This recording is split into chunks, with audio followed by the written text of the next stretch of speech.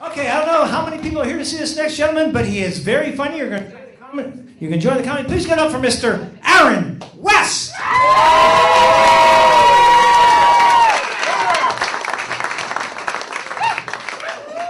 feel like I've earned that.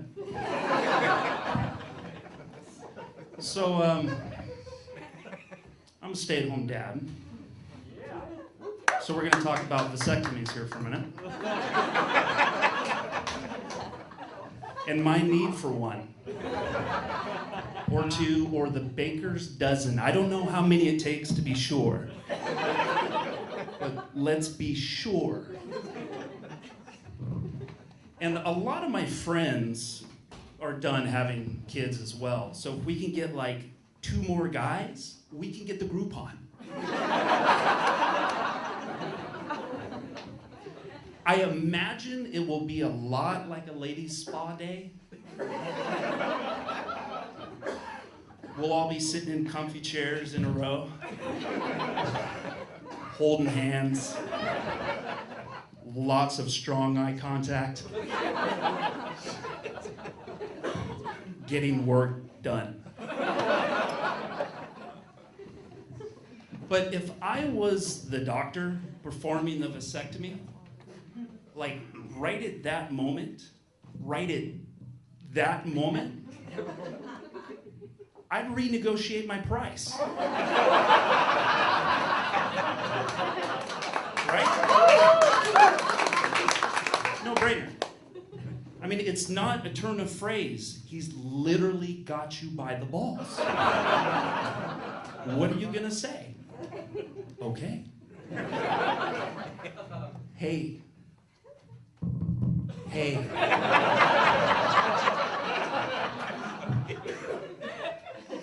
What are these worth to you?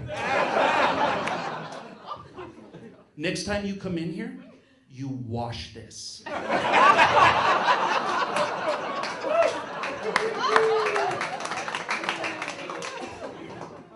But my generation of men, Gen Xers, were not prepared for this whole stay-at-home parent thing. Nobody prepared me for this. Change a flat tire? Sure. Maybe.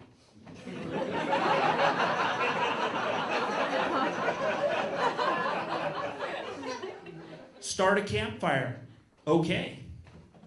If you got matches, we're on.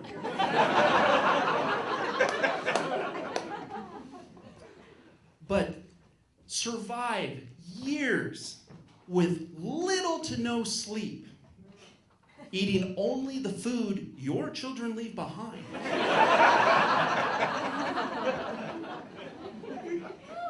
Living in fear because you're fairly certain that these tiny people are part of a much larger conspiracy to destroy you. You know who goes sleep deprived days on end with little to no food, surrounded by people who are trying to destroy them? Navy SEALs. Navy SEALs got that training. I didn't. I was dropped behind enemy lines holding baby powder and a banana.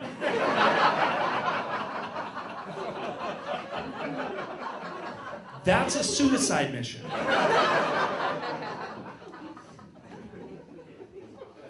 But I remember what I thought being a stay-at-home parent would be like.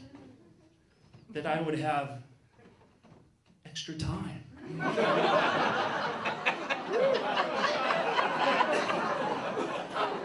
sure, now it's funny, but that I would have energy because I wouldn't have to go to work. Idiot.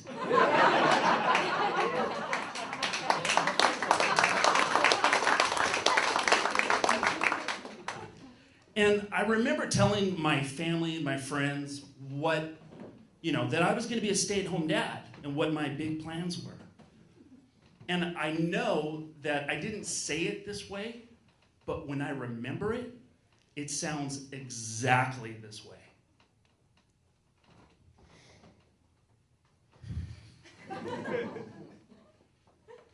Guys! I'm gonna be a stay-at-home dad!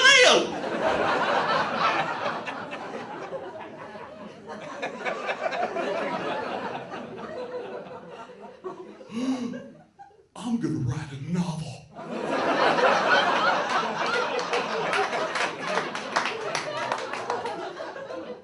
Maybe a screenplay.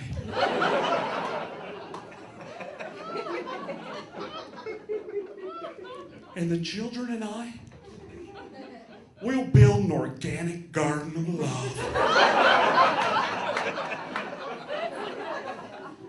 Filled with fruit and vegetables and herbs and spices. Maybe tiny peppers. I don't know.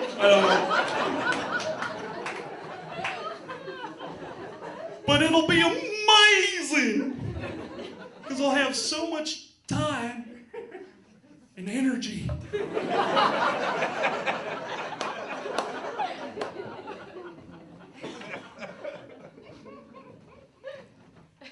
Turns out, with all that time and energy, I can leave the toilet clogged for 17 days because I don't care.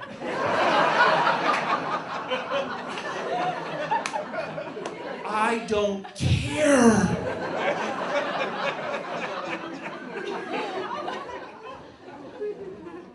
My solution to that problem? Put a roll of toilet paper by the back door.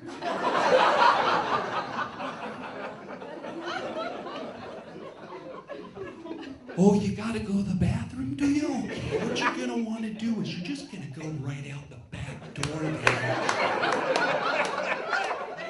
You're gonna make a left. Some call it hanging a Louie. It's gonna be your second bush on the left. No, you'll recognize it. It's the dead one on top of Crap Mountain.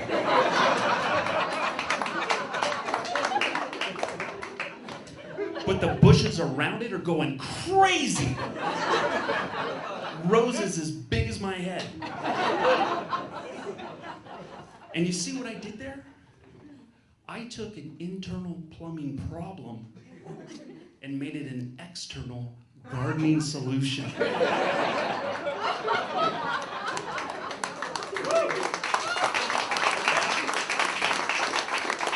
Suck on that, Martha Stewart.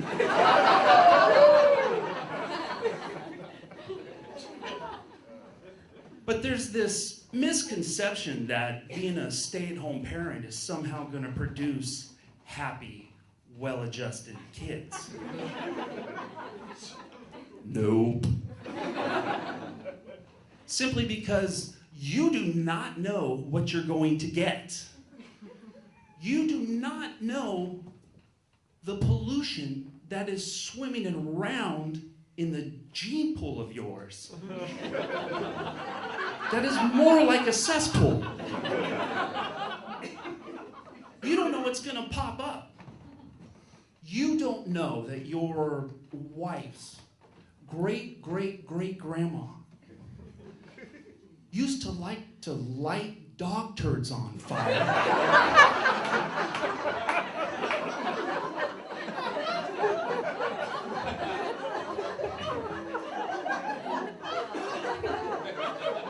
Because she liked a warm meal.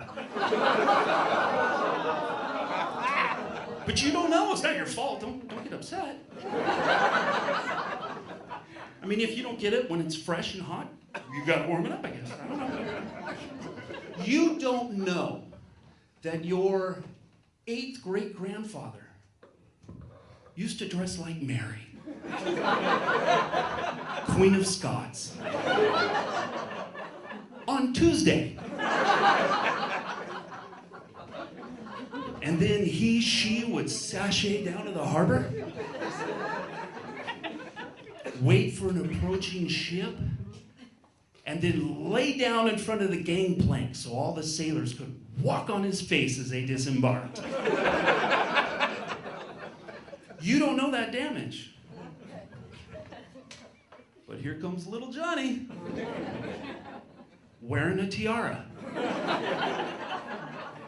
on a Tuesday. Skipping out the back door with a book of matches.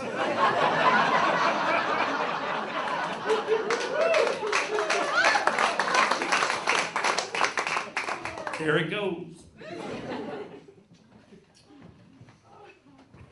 Oh my God, you just don't know. You don't know. I got surprised. But my wife is the working mom, of course. And every day she comes home. Did I say my mom? My wife. Okay, I want to make sure.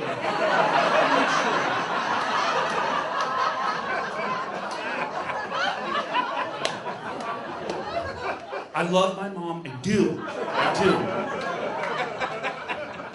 But, yeah, so my wife comes home every day with a smile on her face, victorious in the winds of the day. But by the end of my day,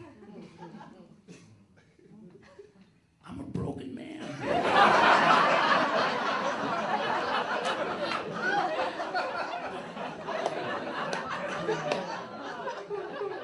And the children are sick of me.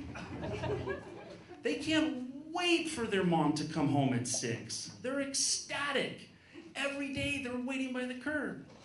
I know, I put them there at 3.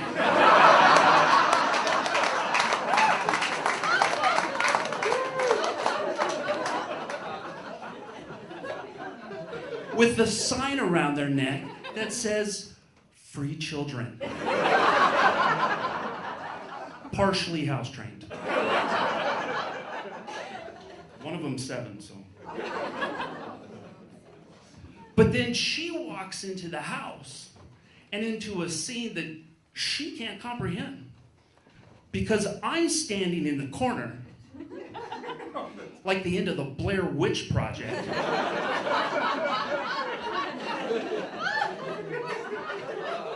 Just rocking. Back and forth. Handprints all over the walls. Some of it's paint, some of it's mud. A lot of it is poop. A lot of them are my handprints. And she just wants to know, "Babe, are you okay?" No! I'm not okay! I'm never gonna be okay! Because 3 to 6 p.m. is the worst part of the day. You just have to survive those last few hours before the cavalry arrives at 6.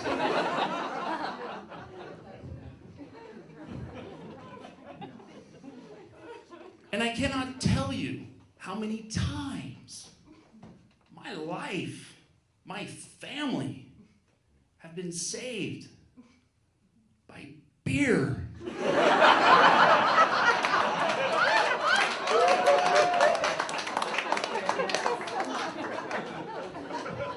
I'm not gonna lie. Beer is the glue that holds us together.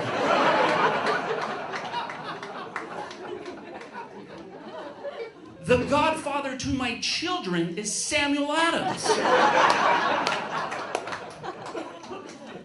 Now that's mostly because Jack Daniels is always looking for a fight.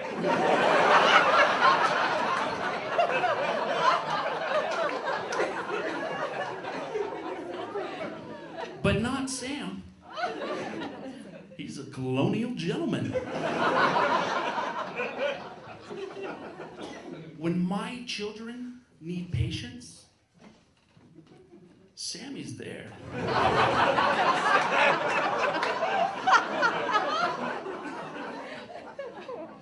when my children want to talk about Mater for the millionth time today.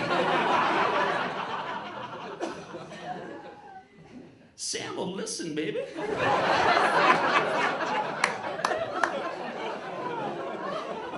Mater, Mater, Mater, oh rat, oh rat, oh rat.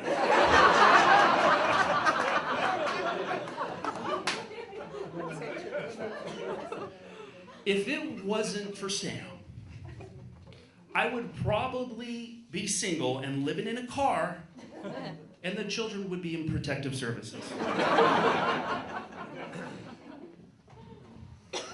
But Sammy intervened, and he made things okay.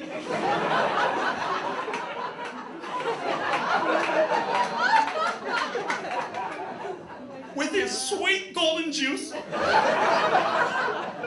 love you, Sam. Thank you, I'm Aaron West.